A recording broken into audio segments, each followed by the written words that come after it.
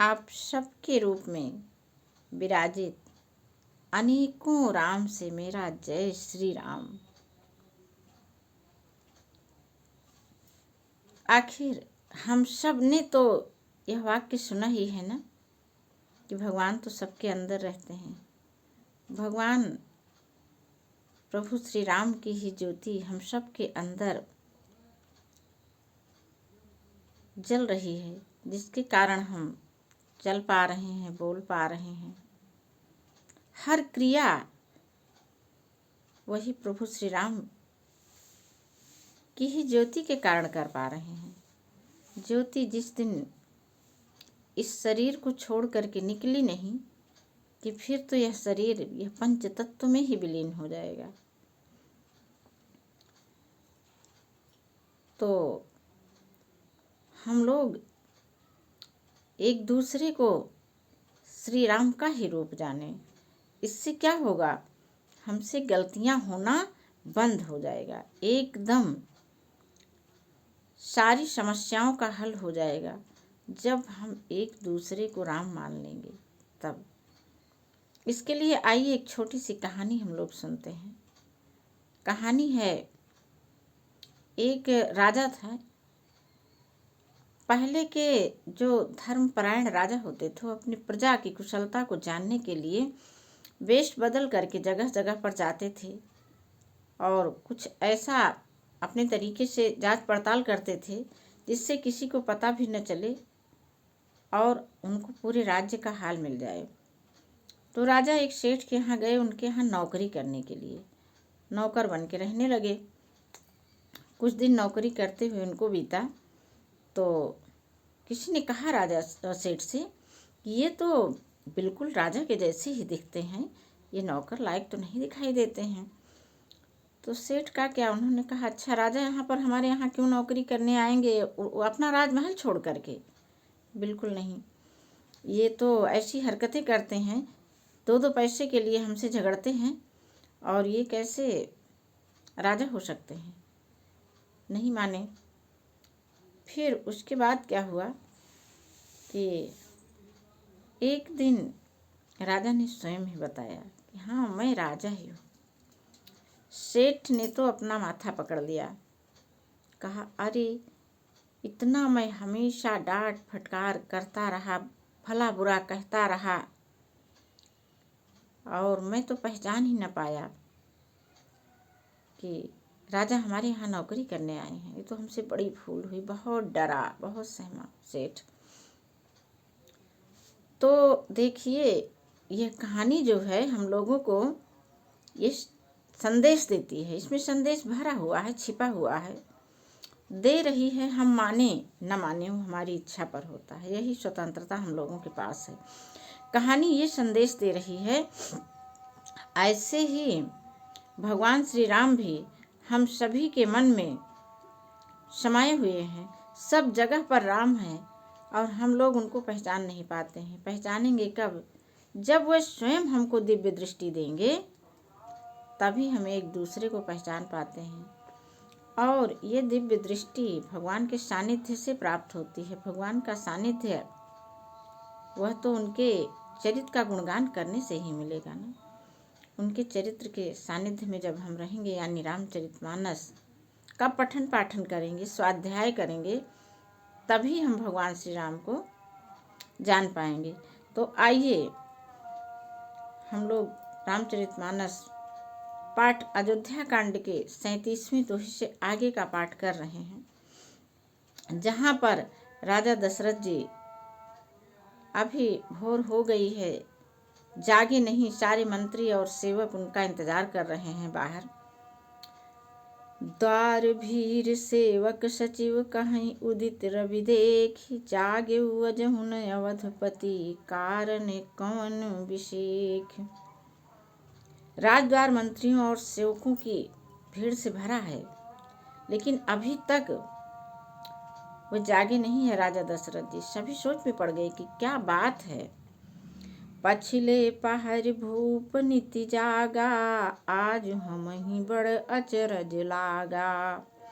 जाहु सुमंत्र जगावहु जाई, कीजिए काजुर जाय सुपाई।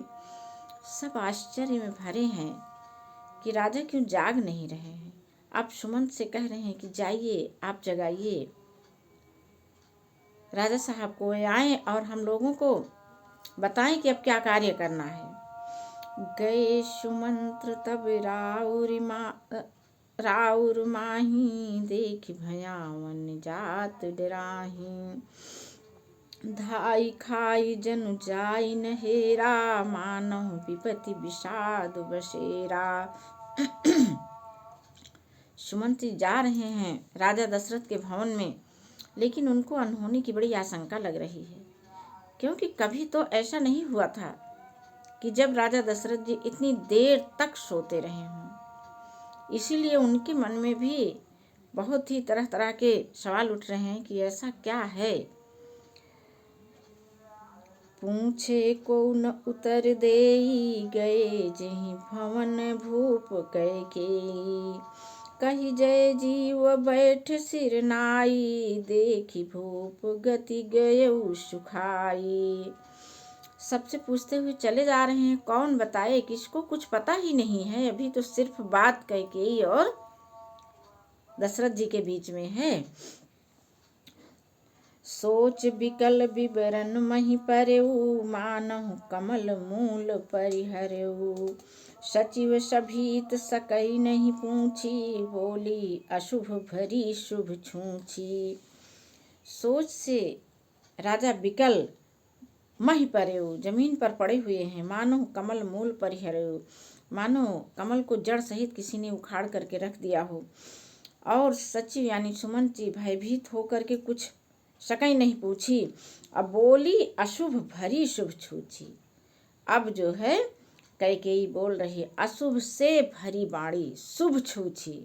शुभता का कहीं उसकी बाणी में कोई नामो निशान नहीं है। ऐसी बाणी वह बोलने जा रही है सुमंत जी से। कैकेयी परीन राजहि नींद निसी, हेतु जानु जगदीश।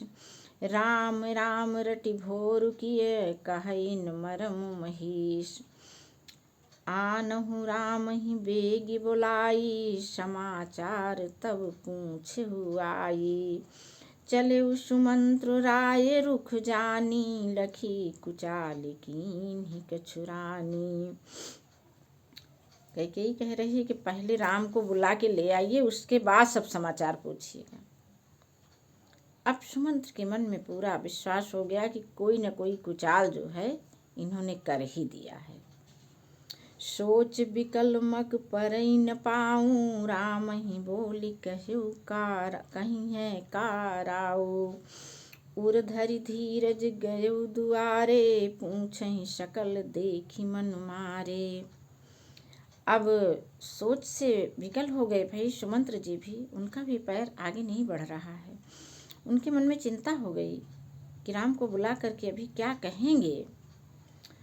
उर धर धीरज गयो दुआरे, अब पूछें शकल, इनका मुंह लटका हुआ देख करके सब इनसे पूछ रहे हैं कि क्या बात हुई। समाधान करि सो सबही का, गयो जहाँ दिन कर कुल टीका। राम सुमंत्र ही आवत देखा, आदर कीन पिता समलेखा। राम ने जब सुमंत्र को आते हुए देखा तो उनका भी आदर अपने पिता के समान ही उन्होंने किया। और निरखी बदन कही भूप रजाई, रघुकुल दीप ही चले लवाई। राम को भांति सचिव संग जाही, देखी लोग जहाँ तहाँ बिल खाही।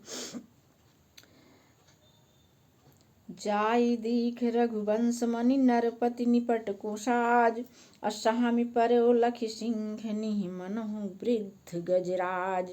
भगवान रामचंद्र जी पहुँच गए राजा दशरथ और कैकेयी के पास। वहाँ जाकर के उन्होंने भी देखा कि राजा दशरथ तो ऐसे पड़े हुए हैं जैसे सिंहनी की दहाड़ सुन करके बूढ़ा हाथी। सूखहि अधर जरई सब अंगु, मनहु दीन मनिहीन भुअंगु।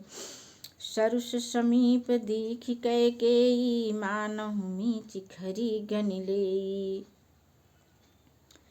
करुणामय मृदु राम सुभाऊ, प्रथम दीख दुख सुना न काऊ।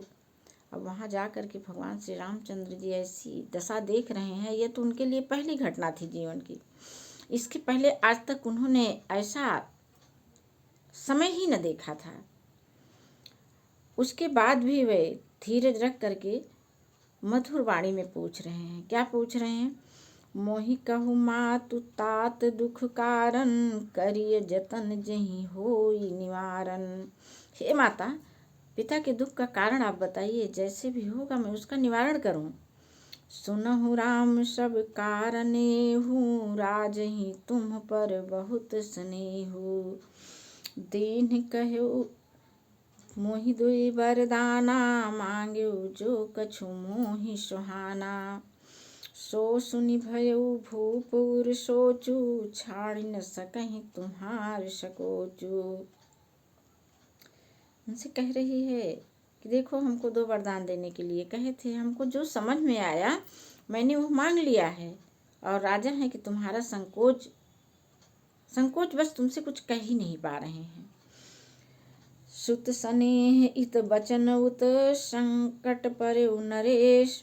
सकहुत आयस धरहु सिर, मेटहु कठिन कलेश। इधर तो पुत्र का स्नेह है, उधर वचन। राजा इसी धर्म संकट में पड़े हुए हैं। यदि तुम कर सकते हो तो राजा की आज्ञा सिरोधार्य करो और इनके कठिन क्लेश को मिटाओ। इस प्रकरण को पढ़ते हुए ऐसा लगता है कि हम लोग देखिए अपने अपने पात्र को भूल जाते हैं। यहाँ पर हम लोगों का रिश्ता तो आंतरिक रूप से तो सिर्फ और सिर्फ प्रभु श्री राम का ही है ना। वह ज्योति जो मेरे अंदर है वही तो सबके अंदर है। सब में वही विराजित हैं, भगवान श्री राम ही। और हम लोगों को इस घटना से यह सीखना है कि जो कुछ भी होता है योजना अनुसार होता है। हमारे किए धरे पर कोई अधिकार नहीं होता है अपना स्वयं पर भी, क्योंकि हमारा कार्य जो है वो किसी दूसरे मस्तिष्क से निर्देशित हो रहा है। यानी भगवान राम के निर्देश में हमारा कार्य सब हो रहा है।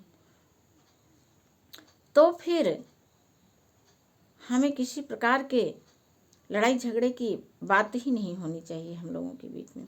हम सबको तो बस प्रेम ही प्रेम करते रहना है सभी से।